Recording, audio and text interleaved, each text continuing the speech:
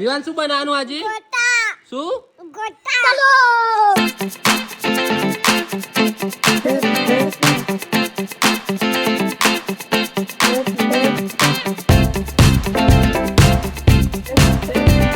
તો આજે આપણે 15 માણસના ગોટા બનાવીશું, જેની અંદર આપણે મોટી તપેલીની અંદર 3 કિલો ચણાનો લોટ લઈશું, મેથી લઈશું, લીલા મરચા સમારીશું. મસાલાની અંદર આપણે સૂકું મરચું, લીલા મરચા, સ્વાદ અનુસાર મીઠું, ધાણા જીરું, આખા દાણા અને આખા મરિયા આની અંદર નાખીશું. આ સાથે આપણે મરચાના પણ ગોટા બનાવીશું, જેની અંદર આપણે મોટા મરચાને વચ્ચેથી કટ કરીને એની અંદર મસાલો ભરીશું, જેની અંદર આપણે સિંગદાણા અને ખટ્ટા મીઠા ચવાણાનો પાવડર બનાવીને એની અંદર ભરીશું. આ સાથે આપણે સંભારું પણ બનાવીશું, જેની અંદર પપૈયાને ક્રશ કરીને એની અંદર મરચું, મીઠું અને ધાણા જીરું નાખીશું. હવે આપણે ચટણી બનાવવાની છે, તો ચટણી બનાવવા માટે તપેલીની અંદર 1 ગોખલી તેલ લઈશું, જેની અંદર આપણે રાઈ નાખીશું. આ સાથે આપણે ચટણી બનાવવા માટે ચણાના લોટનું અટામણ કરીશું. રાઈ ફૂટી જાય એટલે આપણે જીરું નાખીશું અને થોડી હળદર નાખીશું. એના પછી આપણે એની અંદર છાશ નાખીશું.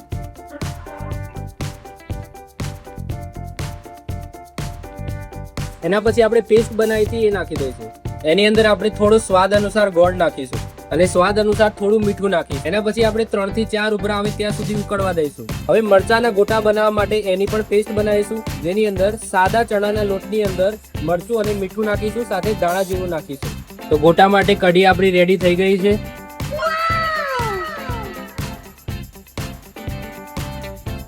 ગોટા બને છે ત્યાં સુધી આપણે વિવાનની ખીચડી મૂકી દઈશું.